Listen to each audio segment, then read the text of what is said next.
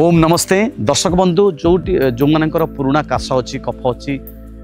जाऊने बहुत मेडिसिन खाइला परे यही रेसिपी नियंतु गोटे ग्लास पानी नेबे